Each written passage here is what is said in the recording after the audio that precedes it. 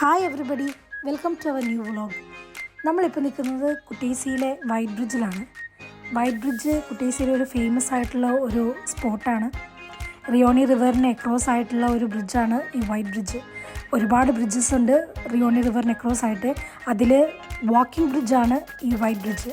White bridge എന്ന പേര് വരാൻ കാരണം അതിൽ വൈറ്റ് കളർ പെയിൻറ്റ് അതൊക്കെ ഉപയോഗിച്ചതുകൊണ്ടും അതുപോലെ തന്നെ റിയോണി റിവറിലെ സ്റ്റോണുമായിട്ട് ഇതിൻ്റെ ഈ കളർ റിസംബിൾ ചെയ്യുന്നതുകൊണ്ടാണ് ഇതിൻ്റെ വൈറ്റ് ബ്രിഡ്ജ് എന്ന പേര് വന്നത്.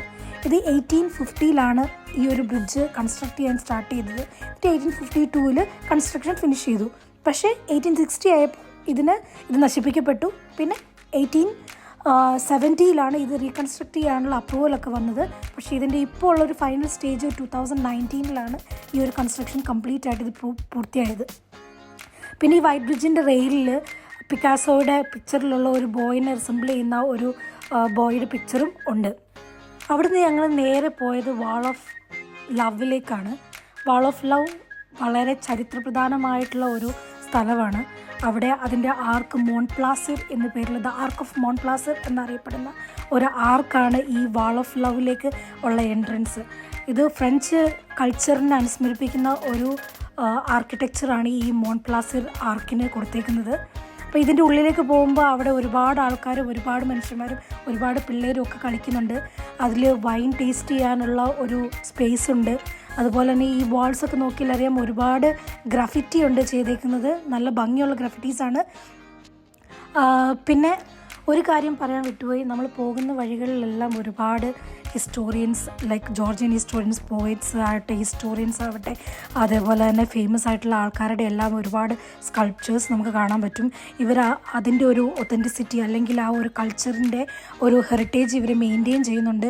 അതാണ് ജോർജിയയുടെ ഒരു മെയിൻ ഇമ്പോർട്ടൻ്റ് ആയിട്ടുള്ള ഒരു ആസ്പെക്റ്റ് എന്ന് പറയുന്നത്. അവരുടെ കൾച്ചർ, അവരുടെ ഹെറിറ്റേജ് അവരെപ്പോഴും അവർ മുറുകെ പിടിക്കുന്നുണ്ട്. ഇതാണ് നമ്മുടെ വാൾ ഓഫ് ലവ്. ഒരുപാട് ഗ്രാഫിറ്റീസ് ഉണ്ട്. ഇത് കാണുന്ന മോൺപ്ലാസിർ ആർക്കാണ്. അതിന് നേരെ ഓപ്പോസിറ്റ് ആയിട്ടുള്ള ഒരു ഹോട്ട് ഡോഗിൻ്റെ ഒരു ഷോപ്പുണ്ട്. അവിടെ നല്ല അടിപൊളി ഷവർമയും ഹോട്ട് ഡോഗ്സും അതുപോലെ തന്നെ ബർഗേഴ്സും കാര്യങ്ങളൊക്കെ ഇഷ്ടംമാതിരി ഉണ്ടായിരുന്നു. ഞങ്ങൾ അവിടെ നിന്നാണ് ഫുഡ് കഴിച്ചത്. അവിടെ നേരെ ഞങ്ങൾ പോയത് ഒരു സെൻറ്ററിലേക്കാണ്, നമ്മുടെ ഈ കുട്ടേസി ടൗണിൻ്റെ സെൻറ്ററിലേക്കാണ്. കോൾഷീസ് ഫൗണ്ടെയിൻ എന്ന് പറയുന്ന ഒരു ഫൗണ്ടെയിൻ സിറ്റുവേറ്റ് ചെയ്യുന്നത് ഈ സെൻറ്ററിലാണ്. ആ കാണുന്നതാണ് ഈ സെൻട്രൽ. അപ്പോൾ അതിന് ചുറ്റുമായിട്ട് ആൾക്കാർ പാട്ട് പാടുന്നതും അതുപോലെ തന്നെ സ്ട്രീറ്റ് സിംഗേഴ്സ്, അതുപോലെ സ്ട്രീറ്റിൽ ഡാൻസ് ചെയ്യുന്നവർ, അങ്ങനെ ഒരുപാട് ആൾക്കാരൊക്കെ നമുക്ക് ഇതിന് ചുറ്റും കാണാൻ പറ്റും. അത് കഴിഞ്ഞിട്ട് നമ്മൾ ഈ കോൾഷീസ് ഫൗണ്ടെയിൻ നമ്മൾ വേറൊരു ദിവസം വരുന്നുണ്ട്, അതുകൊണ്ട് ഞാൻ അതിനധികം ഫോക്കസ് ചെയ്യുന്നില്ല. ഇനി ഇവിടുന്ന് നമ്മൾ നേരെ പോകുന്നത് എങ്ങോട്ടാണെന്ന് വെച്ച് കഴിഞ്ഞാൽ നമ്മുടെ വീട്ടിലേക്കാണ്. കാരണം വൈകുന്നേരം ആവാറായി, ഞങ്ങൾ മടുത്തു. അപ്പം നമ്മൾ നേരെ വീട്ടിലേക്ക് പോവാണ്. വീട്ടിലേക്ക് പോയി കഴിഞ്ഞിട്ട് വീട്ടിലേക്ക് പോകുന്ന വഴിയാണ് ഈ കാണുന്നത്. അവിടെ ഒരുപാട് സ്ട്രീറ്റിൽ വിൽക്കുന്ന കുറേ ഡ്രസ്സസ്, അതേപോലെ തന്നെ ഇവരുടെ കൾച്ചറിൻ്റെ ഭാഗമായിട്ടുള്ള കുറേ സാധനങ്ങളൊക്കെ അവിടെ കാണാൻ പറ്റി. വീട്ടിലെത്തിയിട്ട് ഞങ്ങൾ നേരെ പോയത് നമ്മുടെ വീട്ടിൽ ഉള്ള അല്ലെങ്കിൽ നമ്മുടെ ഗസ്റ്റ് ഹൗസിലുള്ള വൈൻ സെല്ലാറിലേക്കാണ്. വൈൻ സെല്ലാറ് എന്ന് പറഞ്ഞു കഴിഞ്ഞാൽ എല്ലാ ജോർജിയൻസിൻ്റെയും ഒരു വീട്ടിൽ അല്ലെങ്കിൽ അവരുടെ ഗസ്റ്റ് ഹൗസുകളിൽ അല്ലെങ്കിൽ അവരെവിടെ സ്റ്റേ ചെയ്യുന്നു അവിടെ മോസ്റ്റ്ലി എല്ലാവർക്കും ഒരു വൈൻ സെല്ലാർ ഉണ്ടാവും. കാരണം അവരുടെ ഒത്തൻറ്റിക് ആയിട്ടുള്ള ജോർജിയൻ വൈന് അവരുണ്ടാക്കുന്ന അവരുടെ വൈൻ സെല്ലാറിലാണ്. ഷുഗറും അതുപോലെ തന്നെ വെള്ളവും ഉപയോഗിക്കാതെയാണ് ഇവരിവിടെ വൈൻ ഉണ്ടാക്കുന്നത്. അപ്പോൾ ഇവർ വൈൻ ഉണ്ടാക്കുന്നത് മോസ്റ്റ്ലി ഗ്രേപ്സിൽ നിന്ന് തന്നെയാണ്. അപ്പം ഗ്രേപ്പിൽ നിന്നുണ്ടാക്കുന്ന വൈൻ ഓൾവേസ് റെഡ് ആയിരിക്കുമെന്ന് നമ്മൾ വിചാരിക്കുമെങ്കിലും പക്ഷേ ഇവർക്ക് പല കളർ ഓഫ് വൈൻസ് ഉണ്ട്. എത്ര ദിവസം ഇട്ട് വെക്കുന്നു എന്നത് അപേക്ഷിച്ചായിരിക്കും ചിലപ്പോൾ, അല്ലെങ്കിൽ അത് ഡിസ്റ്റിൽ ചെയ്യുന്നതിൻ്റെ പ്രത്യേകത കൊണ്ടായിരിക്കാം. പക്ഷേ ഇവർക്ക് red, light yellow, orange, white, അങ്ങനെ പല കളറിലുള്ള വെറൈറ്റീസ് ഓഫ് വൈനുണ്ട്. നമ്മൾ ടേസ്റ്റ് ചെയ്യാൻ പോകുന്നത് റെഡ് വൈനും അതുപോലെ തന്നെ ഒരു ലൈറ്റ് ഓറഞ്ച് അല്ലെങ്കിൽ യെല്ലോയിഷ് കളറുള്ള ഒരു വൈനുമാണ്. അത് രണ്ടുമാണ് അവിടെ അവൈലബിലിറ്റി ഉള്ളത് എന്ന് പുള്ളി പറഞ്ഞു. പിന്നെ പുള്ളി നമ്മളോട് കുറേയൊക്കെ വർത്തമാനങ്ങളൊക്കെ പറഞ്ഞു. നമ്മൾ എവിടെ നിന്നാണ് വന്നത്, നമ്മുടെ എത്ര ദിവസത്തെ പ്ലാനാണ് അവിടെ നിൽക്കാനുള്ളത്, അതുപോലെ തന്നെ ഡൽഹിനെക്കുറിച്ചും അതേപോലെ ഇന്ത്യനെക്കുറിച്ചും അവർക്ക് ഇന്ത്യ ഒരുപാട് ഇഷ്ടമാണെന്നും ഇന്ത്യൻ കൾച്ചറിനെക്കുറിച്ച് അവർ ഒരുപാട് പഠിച്ചിട്ടുണ്ടെന്നും അങ്ങനത്തെ ഒരുപാട് കാര്യങ്ങളൊക്കെ നമ്മളോട് പറഞ്ഞു. അപ്പോൾ വൈൻ ടേസ്റ്റ് ചെയ്തിട്ട് നല്ല അടിപൊളി വൈനാണ്. നമുക്ക് മധുരമില്ലാത്ത അതിൻ്റെ ഒരു കംപ്ലീറ്റ് ഒത്തൻറ്റിസിറ്റി നമുക്ക് മനസ്സിലാകും നമ്മൾ ഈ വൈൻ ടേസ്റ്റ് ചെയ്യുമ്പോൾ. ഞങ്ങൾ 2 വൈനും ടേസ്റ്റ് ചെയ്തു, സൂപ്പറായിരുന്നു. ഇവിടെ ഉണ്ടാക്കുമ്പം അവർ ഈ ഉണ്ടാക്കുന്നത് എങ്ങനെയാണെന്ന് വെച്ച് കഴിഞ്ഞാൽ ഒരു മണ്ണിൻ്റെ അടിയിൽ കുഴിച്ചിടുകയാണ് ചെയ്യുന്നത്. മണ്ണിൻ്റെ അടിയിലേക്ക് കുഴിച്ചിടുകയല്ല, മണ്ണിൻ്റെ അടിയിലാണ് ഇവരുടെ അറകൾ, മുന്തിരി സ്റ്റോർ ചെയ്യുന്ന അറകൾ മണ്ണിൻ്റെ അടിയിലാണ്. അപ്പം മണ്ണിൻ്റെ അടിയിൽ ഇതവർ സ്റ്റോർ ചെയ്ത് വെച്ചിട്ട് അതിൽ നിന്ന് അവർ വൈൻ ഒരു വലിയ കോപ്പ പോലെ ഒരു സാധനം വെച്ചിട്ട് അവർ എക്സ്ട്രാക്ട് ചെയ്ത് എടുക്കുകയാണ് ചെയ്യുന്നത്. അത് കഴിഞ്ഞ് കഴിഞ്ഞിട്ട് അവരത് ഡിസ്റ്റിൽ ചെയ്തെടുക്കും. അതാണ് അവർ പറഞ്ഞത്, അങ്ങനെയാണ് അവർ നമ്മളോട് പറഞ്ഞത്, ഇങ്ങനെയാണ് അവർ വൈൻ ഉണ്ടാക്കുന്നതെന്ന്. അപ്പോൾ ഈ ചുറ്റുവട്ടം കാണുന്ന അവരുടെ നമുക്കൊരു ശരിക്കും ഒരു ലാബിൽ ചെന്ന പോലെയുള്ളൊരു പ്രതീതിയാണ് അവിടെ. ഒരുപാട് ഗ്ലാസ് ബോട്ടിൽസും ഒരുപാട് ഇതിൻ്റെ അപ്പാരറ്റസും സെറ്റപ്പും വൈൻ ടെസ്റ്റ് ചെയ്യാനും വൈൻ സ്റ്റോർ ചെയ്യാനും അങ്ങനെ ഒരുപാട് സാധനങ്ങൾ അവിടെ ഉണ്ട്. നമുക്ക് ഇരിക്കാൻ കംഫർട്ടബിളായിട്ട് ഇരുന്ന് വൈൻ കുടിക്കാൻ പറ്റുന്ന ടേബിളും അതുപോലെ തന്നെ ഒരു ഗസ്റ്റിനെ നമുക്ക് വെൽക്കം ചെയ്യാൻ പറ്റുന്ന രീതിയിലുള്ള എല്ലാത്തരം സെറ്റപ്പും ആ ഗസ്റ്റ് ഹൗസിലുണ്ടായിരുന്നു. പിന്നെ ഞാനും ആ വൈൻ ടേസ്റ്റ് ചെയ്തു, എനിക്കും ഇഷ്ടപ്പെട്ടു. നാട്ടിലെ പോലത്തെ ഒരു വൈനല്ല, അല്ലെങ്കിൽ നമ്മൾ മേടിക്കുന്ന പോലത്തെ ഒരു വൈനല്ല, സൂപ്പറായിരുന്നു. ഞങ്ങൾ വൈൻ ടേസ്റ്റ് ചെയ്ത് കഴിഞ്ഞിട്ട് നമ്മൾ അവിടെ കാണുന്ന അപ്പാരറ്റസും കാര്യങ്ങളെല്ലാം പുള്ളി നമ്മളെ കാണിച്ചു തന്നു. ഇതിൻ്റെ ഉള്ളിലാണ് അവർ ഒരു മുന്തിരി സ്റ്റോർ ചെയ്ത് വെക്കുന്നത്.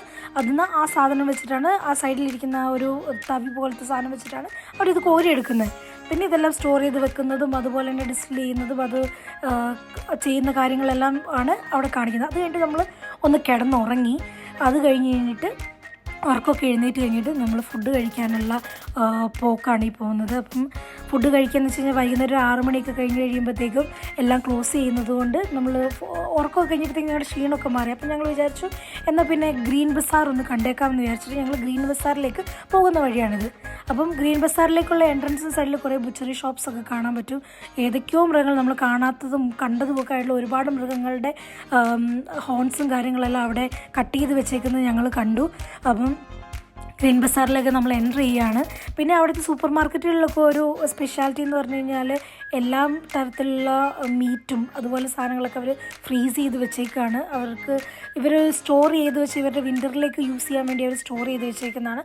ഒരു നോർമൽ സൂപ്പർ മാർക്കറ്റിൽ എങ്ങനെ കാണുന്നു അതുപോലെയുള്ള സാധനങ്ങളൊക്കെയാണ് നമ്മൾ അവിടെ കണ്ടത്. പിന്നെ മോസ്റ്റ്ലി ചോക്ലേറ്റ്സ് അതുപോലെ ബ്രെഡ് ബിസ്ക്കറ്റ്സ് അതൊക്കെയാണ് കൂടുതലായിട്ട് അവർ സൂപ്പർ മാർക്കറ്റിൽ കണ്ടത്. പിന്നെ വൈനിൻ്റെയും അതേപോലെ ബിയറിൻ്റെയും ഒരു കമ്പനീയ ശേഖരം എന്നൊക്കെ പറയുന്ന പോലെ അത്രയും നല്ല ഒരു അടിപൊളി സെറ്റപ്പൊക്കെ അവിടെ ഉണ്ടായിരുന്നു. ഇതാണ് ആ ബുച്ചറി ഷോപ്പ്. അപ്പം ഞങ്ങളിതൊക്കെ കണ്ട് ഞങ്ങൾ വിചാരിച്ചു ഇതൊക്കെ ഏതൊക്കെ ആനിമലാന്നൊക്കെ വിചാരിച്ച് ഞങ്ങൾ ഗ്രീൻ ബസാറിലേക്ക് എൻ്റർ ചെയ്യുകയാണ്. ഇതാണ് ഗ്രീൻ ബസാർ. അങ്ങനെ നമ്മൾ ഗ്രീൻ ബസാറിനകത്തേക്ക് കയറി കഴിയുമ്പോൾ നമ്മൾ വെജിറ്റബിൾ മാർക്കറ്റാണ് കാണുന്നത്. നമ്മൾ ആദ്യം വിചാരിച്ചെന്താണെന്ന് വെച്ച് കഴിഞ്ഞാൽ ഇത് സാധാരണ നമ്മൾ കർണാടകത്തിലും തമിഴ്നാട്ടിലൊക്കെ കാണുന്ന പോലത്തെ ഒരു മാർക്കറ്റായിരിക്കും എന്നാണ് വിചാരിച്ചത്. പക്ഷെ കുറച്ച് മുന്നോട്ട് ചെന്ന് കഴിഞ്ഞപ്പോഴാണ് സംഭവം മാറിയത്. ഒരു അത്യാവശ്യം നല്ല രീതിയിലുള്ളൊരു യൂറോപ്യൻ മാർക്കറ്റിൻ്റെയൊക്കെ ഒരു തനതായ രീതി നമുക്ക് കാണാൻ പറ്റി. അപ്പം ഈ ഹാൻഡിക്രാഫ്റ്റ്സും അങ്ങനത്തെ സംഭവങ്ങളൊക്കെ വിൽക്കുന്ന കടകളും ക്ലോത്ത്സും തുണിയും നമ്മുടെ ഷൂസും ചെറിയൊരു സൂപ്പർ മാർക്കറ്റും പിന്നെ ഫുഡ് ഐറ്റംസും നമുക്ക് ഇൻസ്റ്റൻ്റായിട്ട് കഴിക്കാൻ പറ്റുന്ന രീതിയിലുള്ള ഫുഡും കാര്യങ്ങളൊക്കെ കൊടുക്കുന്ന ഒരു സൂപ്പർ മാർക്കറ്റാണത്, ഒരു ബസാറാണത്. അപ്പം അങ്ങനെ നമ്മളിങ്ങനെ അകത്തോട്ട് നടന്നു കഴിഞ്ഞപ്പം ഒരുപാട് സംഭവങ്ങൾ കാണാൻ പറ്റി അതിനകത്ത്. അങ്ങനെ അവിടുന്ന് വെജിറ്റബിളും ഫ്രൂട്ട്സും കാര്യങ്ങളൊക്കെ കണ്ട് നമ്മൾ ബസാറിൽ കൂടെ ഇങ്ങനെ നടക്കുകയാണ്. ബസാറിന് മെയിനായിട്ട് ഞാൻ ശ്രദ്ധിച്ചെന്ന് വെച്ചാൽ അതിൻ്റെ ഫ്ലോറിംഗ് ഒക്കെ നടന്നിരിക്കുന്നത് ടൈല് പാകിയിട്ടുള്ളതാണ്. അതുപോലെ വലിച്ചു വാരി നമ്മൾ വെജിറ്റബിൾസിൻ്റെ ഇല അങ്ങനത്തെ സംഭവങ്ങളൊന്നും വലിച്ചു വാരി ഇടുകയോ അങ്ങനത്തെ ഒന്നും ചെയ്തിട്ടില്ല. പിന്നെ ഇവിടുത്തെ മെയിൻ അട്രാക്ഷനാണ് ചർച്ച് കേല. ഈ തൂക്കിയിട്ടിരിക്കുന്നതാണ് ചർച്ച് കേല. ഇതിനകത്ത് വാൾനട്ടിൻ്റെ ഡ്രൈ ഫ്രൂട്ടും പിന്നെ പുറമേ നമ്മൾ മുന്തിരിയുടെ പൾപ്പും കാര്യങ്ങളൊക്കെ വെച്ചിട്ടുണ്ടാക്കിയിരിക്കുന്ന ഒരു സംഭവമാണ്. നല്ല ഹെൽത്തി ആയിട്ടുള്ള സംഭവമാണ്. അവർ പറഞ്ഞു തന്നു അതിനെക്കുറിച്ച് ഡീറ്റെയിൽ ആയിട്ട് കാര്യങ്ങൾ തന്നത്. പഴയ കാലത്ത് ആൾക്കാർ യുദ്ധത്തിനൊക്കെ പോകുന്ന സമയത്ത് വിശക്കുമ്പം ഇത് കഴിച്ചു കഴിഞ്ഞാൽ കൂടുതൽ നേരത്തേക്ക് വിശക്കാതിരിക്കും. അപ്പോൾ അങ്ങനെ അതിനുവേണ്ടി ഉപയോഗിച്ചുകൊണ്ടിരുന്നൊരു ഐറ്റമാണ്. പിന്നീട് അവിടെ നമ്മൾ നേരെ പോയത് നമ്മുടെ നേരത്തെ കണ്ട അതേ കിയോസ്കിലേക്കാണ്. അവിടെ നമ്മൾ 2 മെയിൻ ഹോട്ട് ഡോഗ് ഓർഡർ ചെയ്തു. വളരെ നല്ലൊരു ഫുഡായിരുന്നു അത്. അതിനുശേഷം നമ്മൾ പോരുന്ന വഴിക്ക് ഒരു ഹിസ്റ്റോറിയൻ്റെ ഒരു പ്രതിമയുണ്ട്. അതിനുശേഷം നമ്മൾ നേരെ തിരിച്ച് റൂമിലേക്ക് പോരുന്ന വഴിക്ക് നമ്മൾ കാണുന്ന ഒരു ഗ്രോട്ടയാണിത്. അപ്പോൾ നമ്മൾ അവിടെ ഫലകങ്ങളും കാര്യങ്ങളൊക്കെ നോക്കിയതിന് ശേഷം നമ്മൾ തിരിച്ച് റൂമിലേക്ക് പോകുന്നു. അങ്ങനെ ഇവിടെ വെച്ച് നമ്മൾ ഈ വീഡിയോ എൻഡ് ചെയ്യുവാണ്. Thanks for watching. പിന്നെ നമ്മൾ അടുത്ത എപ്പിസോഡിൽ കാണാം. Thank you.